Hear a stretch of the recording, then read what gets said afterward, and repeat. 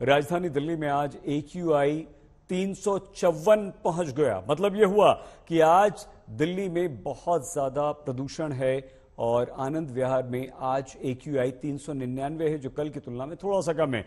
वैसे नेहरू नगर में AQI 418 है, जो कि खतरनाक है।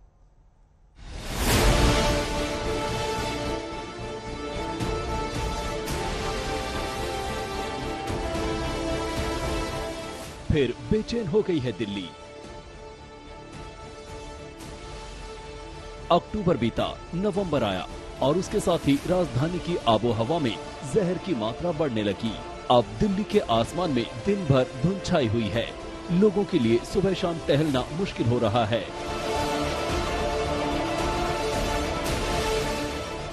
पिछले कई दिनों से दिल्ली NCR गैस चैम्बर में तब्दील हो चुका है। लोगों को सांस लेने में दिक्कत हो रही है। प्रदूषित हवाओं की वजह से आंखों में जलन हो रही है।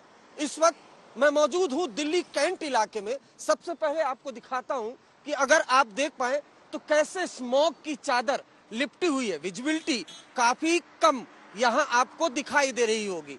दूर तक अगर अपने कैमरा पर्सन को लेकर कहूं कि दूर तक अगर दिखाएं तो वो देखेंगे आप, ये फ्लाईओवर है। फ्लाईओवर जैसे ही ऊपर की तरफ चढ़ते हैं, स्मोक की चादर आपको लिपटी हुई दिखाई देगी। आंकड़े दिल्ली के हालात बता रहे हैं। सुबह प्रदूषण का स्तर काफी खराब था। AQI आंकड़े पर यकीन करें तो दिल्ली का औसत स्तर 354 था, जो काफी खराब की कैटेगरी में है। सबसे ज्यादा AQI नेहरू नगर इलाके में 418 दर्ज किया गया। वहीं आनंद विहार में 399 और ITO में AQI 388 रहा। इस वक्त हम ITO पे हैं और आप हालात देखिए। आसमान में धुंध की एक चादर छाई हुई है। खुले आंखों से आप बहुत ज्यादा दूर तक नहीं देख सकते हैं और इसकी वजह यह है कि पिछले कई दिनों से दिल्ली NCR में AQI लेवल या तो वेरी पुअर कैटेगरी में है या सीवियर कैटेगरी में है। अगर हम आंकड़ों की बात करें तो सफर के डेटा के हिसाब से आज सुबह दिल्ली में AQI लेवल 354 था, यानी कि 350 के पार। और CPCB के डेटा में, जिसमें लगभग रियल टाइम माना जाता है डेटा, देखिए साउथ दिल्ली में लाजपत नगर के पास जो मीटर है उसमें 418 है, यानी कि सीवियर कैटेगरी में है AQI लेवल। ITO पे मामला कुछ बेहतर नहीं है, 388, और आनंद विहार में 399 के आसपास आंकड़ा पहुंच गया है। NCR की बात करें तो नोएडा में AQI 406 था, जबकि गुरुग्राम में ये 346 रहा। जहरीली हवा ने दिल्ली की सांसों पर संकट खड़ा कर दिया है। हालात गंभीर है। सबसे ज्यादा प्रभावित सीनियर सिटीजन हैं। 5 साल से छोटे बच्चे हैं। गर्भवती महिलाओं के लिए भी खतरा कम नहीं। अस्थमा, फेफड़ा और दिल के मरीजों के लिए भी ये वक्त बेहद मुश्किलों भरा हो चुका है।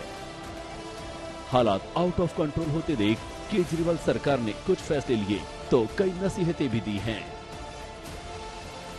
फिलहाल दिल्ली में निर्माण कार्य को रोक दिया गया है और उसमें लगे श्रमिकों को 5-5 हजार की सहायता राशि देने का फैसला भी लिया है। वहीं पर्यावरण मंत्री गोपाल राय ने लोगों से अपील की कि वे दफ्तर जाने के लिए कार बाइक शेयर करें, ज्यादा से ज्यादा वर्क फ्रॉम होम करें, कम गाड़ियां सड़कों पर निकालें और सुझाव ये भी दिया कि लोग ईंधन के रूप में कोयला और लकड़ी का इस्तेमाल नहीं करें। ये तो फैसले और सुझावों की लंबी लिस्ट थी, लेकिन मंत्री गोपाल राय ने आंकड़ों का हवाला देते हुए दिल्ली में प्रदूषण के लिए बीजेपी को आईना दिखा दिया। 54.5% NCR के अंदर जो गतिविधियां चल रही हैं, उसके प्रदूषण को कैसे कम किया जाए, वो दिल्ली सरकार नहीं कर सकती। उसके लिए हमें सहयोग चाहिए केंद्र सरकार का, उत्तर प्रदेश की भाजपा की सरकार का सहयोग चाहिए, हरियाणा की भाजपा का सरकार का सहयोग चाहिए। क्योंकि दिल्ली के अंदर, जैसा मैंने उस दिन भी कहा था, कि सबसे ज्यादा AQI अगर आनंद विहार, विवेक विहार का होता है, उसका कारण क्या है? दिल्ली में हम CNG की बस चला रहे हैं, दिल्ली के अंदर हम इलेक्ट्रिक बस चला रहे हैं और सारी डीजल की धुआंधार गाड़ियां धुआं फेंकते हुए आनंद विहार में आकर के जब लोड हो रही हैं, तो AQI स्तर बढ़ रहा है। राजधानी में बेहद खराब हवा के स्तर को देखते हुए NCPCR ने भी चिंता जताई है।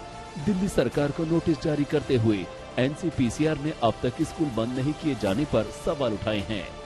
दिल्ली से अमित भारद्वाज, अरविंद ओझा और पंकज जैन के साथ आज तक ब्यूरो।